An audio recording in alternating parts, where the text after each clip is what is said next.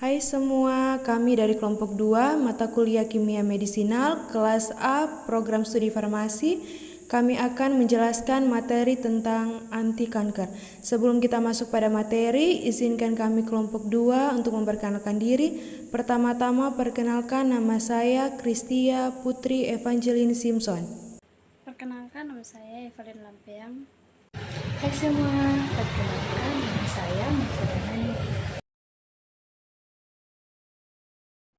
Perkenalkan, nama saya Jeffrey Adi. Selanjutnya kita masuk pada beberapa topik pembahasan yang akan kita bahas.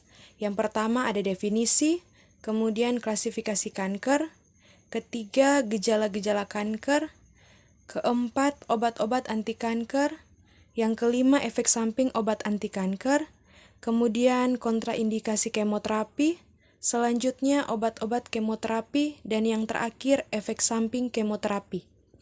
Baiklah, kita masuk pada pembahasan yang pertama. Definisi kanker.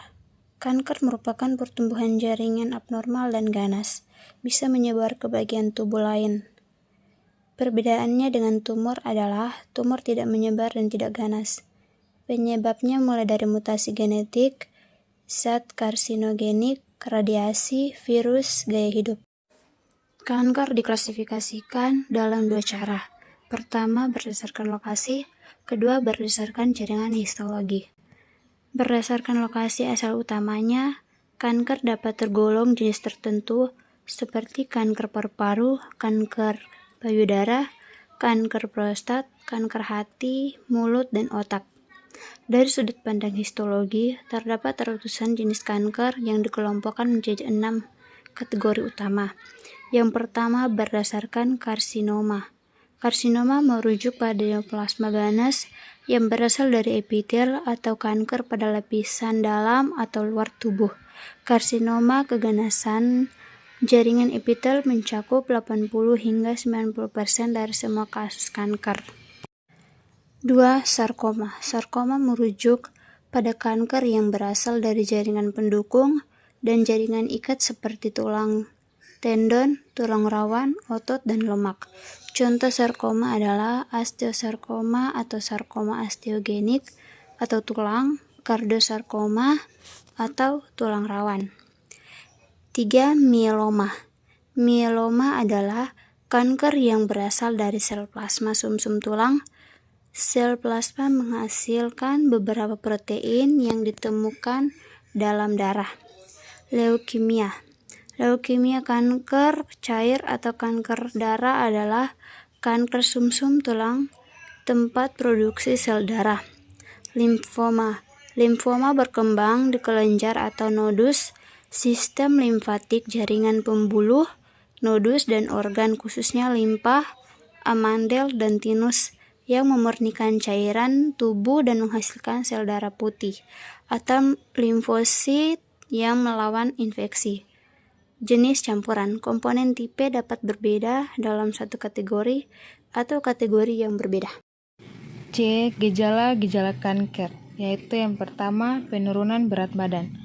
Jika kamu mengalami penurunan berat badan secara tiba-tiba tanpa alasan yang jelas, sebaiknya periksakan diri ke dokter untuk mengetahui penyebabnya. Apalagi jika berat badan kamu menurun secara drastis. Kondisi ini bisa menjadi salah satu tanda penyakit kanker. Yang kedua, lelah. Rasa lelah yang menjadi gejala kanker berbeda dengan setelah beraktivitas seharian.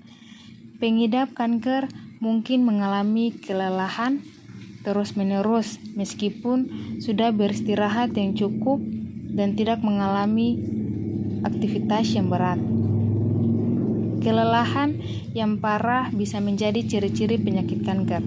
Hal ini karena sel kanker berkembang dengan menggunakan nutrisi dalam tubuh. Kondisi ini membuat tubuh tidak mendapatkan nutrisi yang ia butuhkan, sehingga pengidap akan merasakan kelelahan terus-menerus. Yang ketiga, demam. Demam merupakan gejala dari banyak penyakit, mulai dari yang ringan hingga penyakit seperti kanker. Kamu perlu waspada bila kenaikan suhu tubuh tersebut sering terjadi dan meningkat pada malam hari. atau bila kamu mengalami demam tapi tidak mengalami infeksi apapun, dan kenaikan suhu tubuh yang muncul bersamaan dengan keringat pada malam hari. Yang keempat, sakit kepala yang tidak kunjung membaik. Sakit kepala ringan biasanya dapat hilang dengan sendirinya dengan mengonsumsi air putih, istirahat yang cukup, dan makanan sehat. Namun, jika sakit kepala yang kamu rasakan semakin memburuk dan tidak membaik dalam waktu 2 minggu, sebaiknya segera periksakan kondisi kesehatan untuk memastikan penyebab keluhan kesehatan yang kamu alami. Pasalnya, hal itu bisa menjadi gejala kanker. Yang kelima, benjolan pada bagian tubuh tertentu. Waspada terhadap munculnya benjolan pada bagian tubuh tertentu yang tidak biasa. Misalnya, benjolan pada payudara bisa menandakan kanker payudara.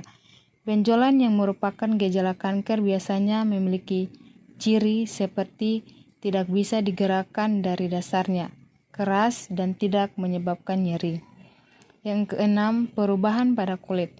Jangan abaikan jika kulit pada beberapa bagian tubuh mengalami perubahan, misalnya pada payudara atau bagian tubuh yang sering terpapar sinar matahari. Munculnya tai lalat yang tidak biasa juga bisa menjadi ciri-ciri penyakit kanker yang perlu kamu waspadai. Yang ketujuh, perubahan pada mulut. Selain pada kulit, perhatikan juga bila terjadi perubahan yang tidak biasa pada mulut, terutama bagi kamu yang merokok. Kanker mulut sering menimbulkan tanda-tanda berupa munculnya bercak merah cerah, abu-abu, atau kuning di dalam mulut atau lidah. Bila kamu mengalaminya beserta dengan gejala lainnya seperti pembengkakan di mulut atau mulut berdarah tanpa sebab yang jelas, segera periksakan diri ke dokter. Yang kedelapan, masalah dalam BAB dan BAK. Munculnya darah dalam urin atau BAB berdarah yang cukup sering terjadi juga bisa menjadi gejala kanker. Beberapa jenis kanker yang bisa menyebabkan gejala ini antara lain kanker usus, kanker ginjal, kanker kandung kemih. Yang kesembilan, perdarahan di luar waktu menstruasi. Bagi para wanita, waspadai bila kamu mengalami perdarahan saat tidak sedang menstruasi. Durasi menstruasi yang lebih panjang dengan perdarahan yang hebat juga bisa menjadi gejala kanker. Yang ke-10, batuk darah. Batuk darah juga merupakan gejala serius yang perlu kamu waspadai, apalagi bila hal itu sudah berlangsung selama lebih dari 4 minggu. Batuk berdarah bisa menjadi gejala kanker paru-paru. D. Obat-obatan anti kanker. Obat-obatan anti kanker atau kemoterapi adalah zat kimia atau senyawa biologis yang digunakan untuk membunuh atau menghambat pertumbuhan sel kanker. Penggunaan obat-obatan ini merupakan bagian penting dari terapi kanker, baik digunakan sendiri maupun dikombinasikan dengan tindakan medis lain seperti pembedahan, radioterapi, dan imunoterapi. Berikut ini penjelasan lebih panjang tentang obat-obat anti kanker, yaitu yang pertama, klasifikasi obat anti kanker. Obat anti kanker dapat diklasifikasikan berdasarkan mekanisme kerjanya, yaitu yang pertama A. Alkylating agents. Contoh, siklofosfamid, cisplatin, ifosfamid. Mekanisme menambahkan gugus alkyl pada DNA, menyebabkan kerusakan DNA dan menghambat replikasi sel kanker. Efektivitas terhadap berbagai jenis kanker, tetapi dapat menyebabkan toksisitas terhadap sumsum tulang. B. Antimetabolit. Contoh, methotrexate, 5-fluorouracil (5-FU), gemcitabine. Mekanisme mengganggu metabolisme sel, terutama sintesis DNA dan RNA. Biasanya digunakan untuk leukemia, limfoma, dan kanker saluran pencernaan. C. Inhibitor topoisomerase. Contoh doxorubicin, etopsida, irinotecan. Mekanisme menghambat enzim topoisomerase yang membantu membuka gulungan DNA saat replikasi. Dapat digunakan pada kanker payudara, paru-paru, dan kolorektal. D. Mitotic inhibitors atau inhibitor mitosis. Contoh paclitaxel, vincristin, docetaxel. Mekanisme mengganggu pembentukan mikrotubulus selama pembelahan sel.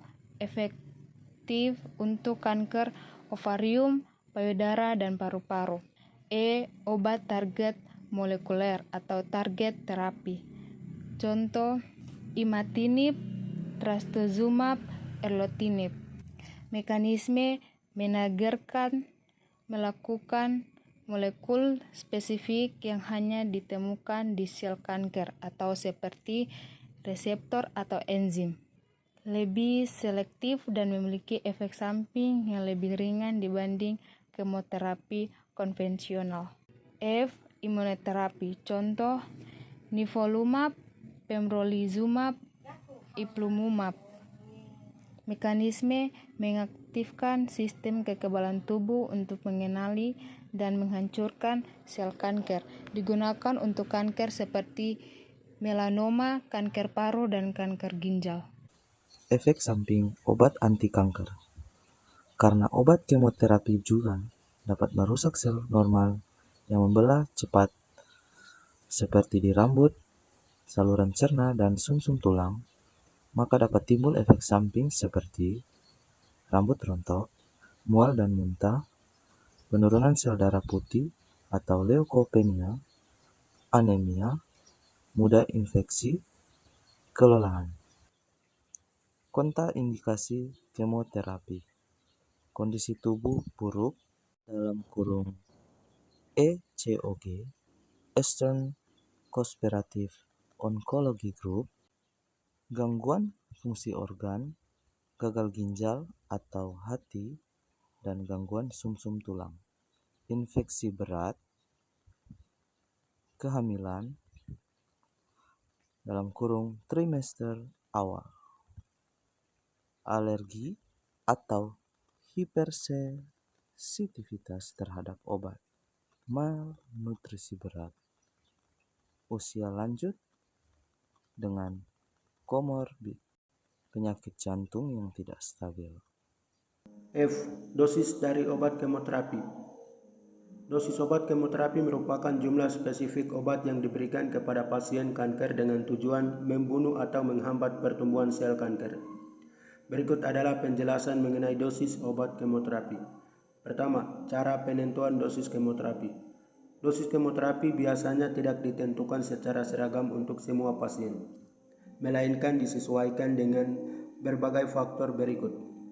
A. Berat badan dan tinggi badan. Banyak regimen kemoterapi yang dihitung berdasarkan luas permukaan tubuh, dalam kurung Body Surface Area atau BSA, tutup kurung, yang dinyatakan dalam meter persegi, dalam kurung M²2, tutup kurung. B. Fungsi organ. Obat kemoterapi sering metabolisme di hati dan diekskresi oleh ginjal, sehingga fungsi hati dan ginjal memengaruhi dosis. Poin 1. Jika terjadi gagal ginjal atau hati, dosis mungkin perlu dikurangi. C. Jenis obat. Setiap obat kemoterapi memiliki dosis standar berdasarkan studi klinis. D. Tujuan terapi. Kuratif, menyembuhkan. Dosis biasanya penuh kecuali ada kontraindikasi. Poin 2. Paliatif, meringankan gejala. Dosis biasanya dikurangi untuk mengurangi toksisitas. toleransi pasien. Jika pasien mengalami efek samping berat, misalnya neuropenia, stomatitis atau diare berat, maka dosis dapat poin pertama dikurangi pada siklus selanjutnya, poin kedua ditunda sementara waktu, poin ketiga diubah ke regimen lain yang lebih ringan. 2. Bentuk dosis kemoterapi. Poin pertama, dosis harian dalam kurung miligram per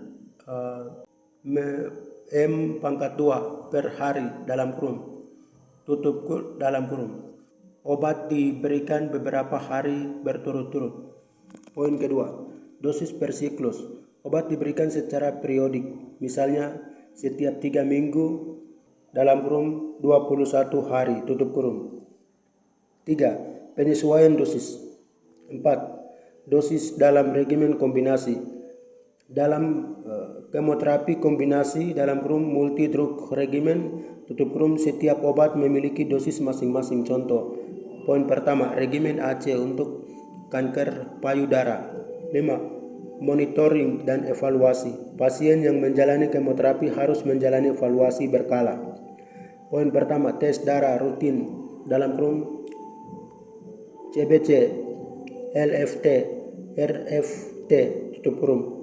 Poin kedua, evaluasi efek samping. G. Efek samping kemoterapi. Efek samping kemoterapi merupakan dampak yang bisa muncul akibat penggunaan obat-obatan kemoterapi untuk membunuh sel kanker. Karena kemoterapi tidak hanya menyerang sel kanker tetapi juga bisa merusak sel-sel sehat yang membela diri dengan cepat dalam kurung seperti sel di sumsum tulang, saluran pencernaan, lambung, dan kulit, tutup kurung.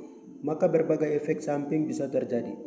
Berikut penjelasan lebih panjang mengenai efek samping kemoterapi. Pertama, rambut rontok dalam kurung alopecia, tutup kurung. Kemoterapi sering menyebabkan rambut rontok termasuk di kepala, alis, bulu mata, dan bagian tubuh lainnya. Ini terjadi karena obat kemoterapi menyerang sel-sel. 2. Masalah pencernaan. Poin pertama, mual dan muntah, salah satu efek samping yang paling umum. Poin kedua, diare atau konstipasi, perubahan pada sistem pencernaan akibat kerusakan pada lapisan usus. Poin ketiga, sariawan, luka di mulut dan tenggorokan bisa membuat makan dan minum menjadi sulit. 3. Penurunan nafsu makan dan berat badan. Kemoterapi bisa memengaruhi rasa makanan, menyebabkan kehilangan selera makan, dan membuat pasien sulit makan cukup kalori. Ini biasanya menyebabkan penurunan berat badan dan kelemahan umum. 4. Masalah darah dan sistem imun. Anemia, kekurangan sel darah merah, bisa menyebabkan lelah, pucat, dan sesak napas. Poin kedua, neurotropin, penurunan sel darah putih membuat pasien lebih rentan terhadap infeksi. Poin ketiga, trombositopenia, kekurangan trombosit meningkatkan risiko memar dan perdarahan. 5. Kelelahan kronis adalah efek samping yang sangat umum. 6. Masalah saraf dan otot dalam kurung neuropati, tutup kurung. Beberapa jenis kemoterapi dapat menyebabkan kerusakan saraf perifer yang ditandai dengan kesemutan, mati rasa, dan nyeri di tangan dan kaki. 7. Permasalahan kulit dan kuku. Kita bisa menjadi kering, gatal, dan sensitif. Kuku mungkin menjadi rapuh atau berubah warna. 8. Masalah kognitif dalam kurung chemo brain, tutup kurung. Beberapa pasien mengalami gangguan konsentrasi, ingatan, dan kemampuan berpikir yang disebut juga chemo brain. Kondisi ini biasanya bersifat sementara. 9. Gangguan reproduksi seksual. Kemoterapi dapat mempengaruhi kesulitan baik pria maupun wanita, tergantung jenis obat dan dosis. Selain itu, beberapa pasien mengalami perubahan gairah seksual dan perubahan hormon. 10. Efek psikologis, depresi, kecemasan, dan perubahan emosi sering terjadi selama atau setelah kemoterapi. Dukungan psikologis dan sosial sangat penting dalam menghadapinya. Kesimpulan kanker adalah penyakit akibat pertumbuhan sel abnormal yang dapat menyebar ke bagian tubuh lain. Penanganannya meliputi kemoterapi dengan berbagai jenis obat anti kanker yang bekerja berdasarkan mekanisme berbeda. Kemoterapi bisa menimbulkan efek samping dan memiliki kontraindikasi tertentu, sehingga pemberian dosis harus disesuaikan secara individual. Deteksi dini dan pengobatan tepat meningkatkan peluang kesembuhan.